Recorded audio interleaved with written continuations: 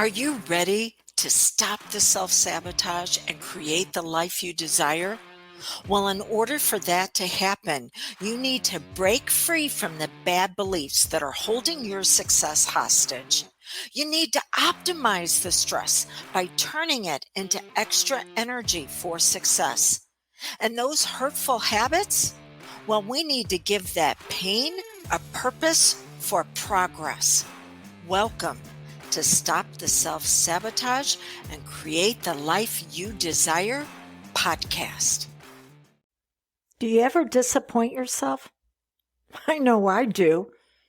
And depending on the situation and my competency, my level of skill, sometimes it can be daily.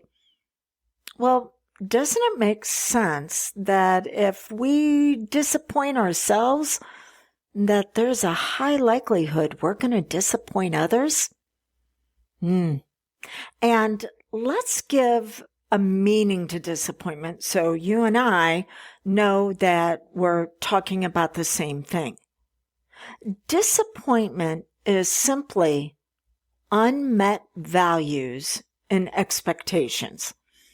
That if I'm disappointed in myself, there was something that I valued that I wanted to bring out or I wanted to experience, and I wasn't able to move into that level for whatever reason. Okay.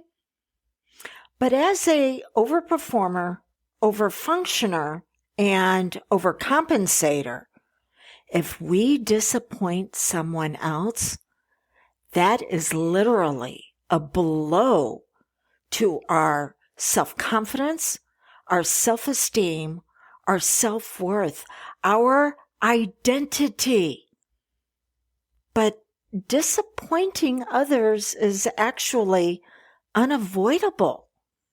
And it does not mean that we failed. But what it does mean is that we've been programmed and conditioned to make the life of someone else better, but typically at our expense.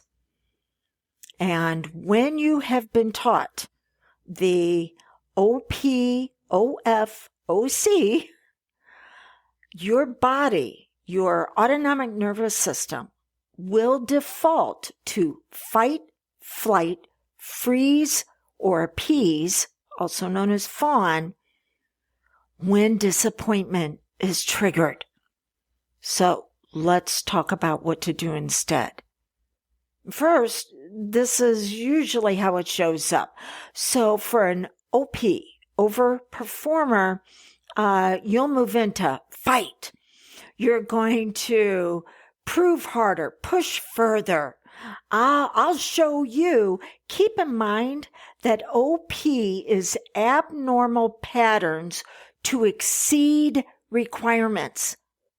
And typically, OP, OF, and OC was programmed and conditioned into you before age 8. 80% of who you are as an adult was accepted as the truth before age 8 because your prefrontal cortex, your executive functioning center, your conscious mind that has the ability to reject or accept wasn't developed to the point to where it could do that. So you were like a sponge. Whatever you were thrown into, you soaked up.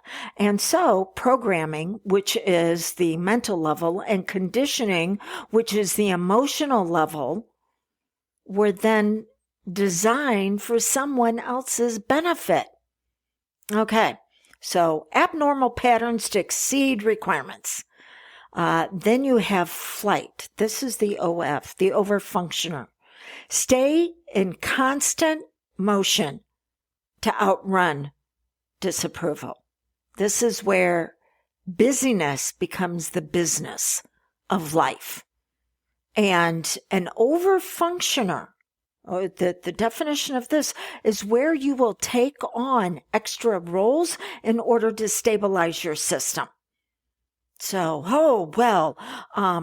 I disappointed them. So what else can I do over here? And then freeze. this is the OC, the overcompensator, shut down and play small to risk further rejection. And this is where you will use unrelated areas of your life in order to mask the injury. So, oh, you disappointed someone else. Oh my gosh, well, this next thing that came into your life, don't ask for what it is that you need. So that way you won't further the injury. Now, I'm sharing all of this with you because I share from real life examples. And this is what happened to me today. So, in the previous episode, the Hot Mess Express, I talked about going to healing service at church. Well, I have class on Wednesday nights, and because I went to the healing service, I wasn't able to make the class, and so the instructor had to do a makeup for me today. And the instructor did it, but at the end said, yeah, let's not have this happen again. You need to be in class. Remember, disappointment is simply where values are unmet. And every conflict, whether it is a conflict between countries, political parties, states, people, internally, every conflict is a conflict in values. So my instructor had one value. I don't want to have to repeat the class. I don't want to take the extra time. I had another value of if this opportunity that could actually allow me to leap into the next level of my life makes itself known, I will hold to my original commitment of staying true as much as possible. But yeah, the value on this superseded your value of not having to repeat the class. So every conflict is a conflict in values. And when you react instead of respond, reactions are based on past pain. Responses are based on future impact. When you react from fight, flight, freeze, or appease, you're not defending your values. You're defending your worth. And here's the truth. You don't have to defend your worth. It's already settled. There might need to be conversations about how to better meet each other's values. But that doesn't lay on you as your sole responsibility. So we have to begin to move from survival mode to sovereignty, to agency, to the freedom to choose, to decide, to implement. And I use a 4-part process. I use this with my clients as well as myself. It's the 4 R's. Just like reading, writing, arithmetic, and recess when we were in school, this is the 4 R's of reveal, release, relearn, rejoice. Now, I will typically do this work in a hypnotic session so the client can access the part of their personality that is holding the value of flight, fight, freeze, or appease because they were taught to overperform, overfunction, and overcompensate. Oh, by the way, the fawn, the appeaser, this is when you say yes to avoid conflict, but at the cost of yourself. Forgot to cover that one earlier. All right. So we need to shift. Reveal. Reveal says, oh, this is who I was just triggered to be. And it's going to be a younger you who learned how to do this. And it is not her fault. But we do have to take 100% responsibility that when she gets triggered, that it is going to have a domino effect into another area. So reveal. Reveal the aspect of you that just got triggered. Release.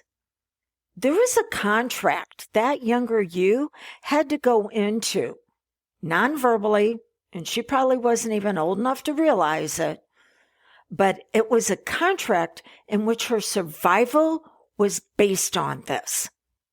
And we have to move her from, being wounded to healing, wholeness, thriving, life by design. And the only way to do that is to release her from getting triggered. There was something else she was supposed to have when she was younger, instead of making life better for others at her expense. I don't know what it is. Mine? She loves to be outside. And so she's been informed that when she gets triggered, I know that she's going to react. But that as soon as she reacts, Dawn's domino effect is going to take place. And it is going to then lead to something else. And she doesn't have to stay present. This is known as neuroplasticity and parts therapy for inner conflict resolution. Neuroplasticity says that we have the ability to rewire our neural pathways. That when a trigger shows up, it doesn't have to lead to the same destination. It may start the same way. So whenever my instructor said, let's not have this happen again, I went right into a piece. Well, I want to thank you for doing this for me today. And then as soon as I did that, it rerouted the switchboard and took me someplace else. And that is the third R. So we have reveal, release, and then relearn, because the subconscious will not tolerate a void. You just can't take something out. It says choose its replacement, or I'll choose for you, and I'll choose for you based on the same BS you just tried to get rid of. By the way, BS stands for belief system. So, I have to reveal my desire. This is the future me.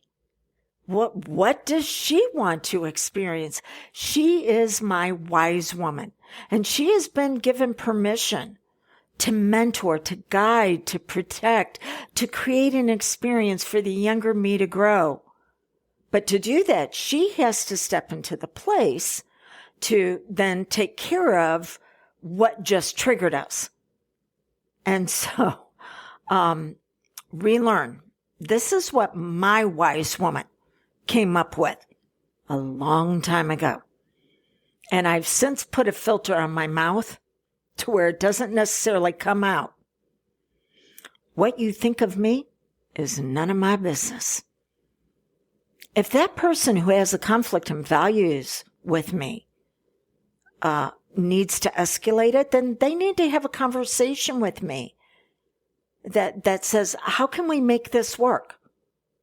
And if they don't, that's on them, not me. I've got too many other projects. I've got too many other things to work on. I know I have a high level of commitment. I also know that I'm going to miss the mark. And at times others are going to have to step in, and they are going to have to compensate for me. They are going to have to function for me. They're going to have to perform for me. And I do the same thing for others. So as long as it's not done in a dysfunctional way, all right. And then rejoice. This is when I act from alignment, not appeasement. And I need to ask myself, is there anything further I need to do? No, I'm living my values. All right. So the freedom in disappointing others as well as yourself is that you begin to see it where values are unmet and maybe they're in conflict. You do not need to convince somebody of your worth. You may have to have a conversation. maybe, on how to live values that are overlapping. So if you're disappointing yourself on a pretty regular basis, it points out you need to pre-decide what values are going to take place. As I discussed in the last episode, right now with my arm injury, I discovered that no matter how tired I am in the evening, that I'm going to need to engage in activity that is going to keep my arm loose so it doesn't freeze during the night in sleep and cause me extreme pain. I pre-decide. I don't wait for the moment to see how I feel, because feelings will lie to you. So, what value, what future, what desire do you want to move into? And pre-decide based on that. And disappointing others. Well, was it a one-time event? Does a conversation need to take place?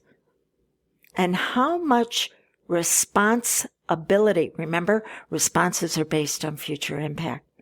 How much responsibility do they need to engage in?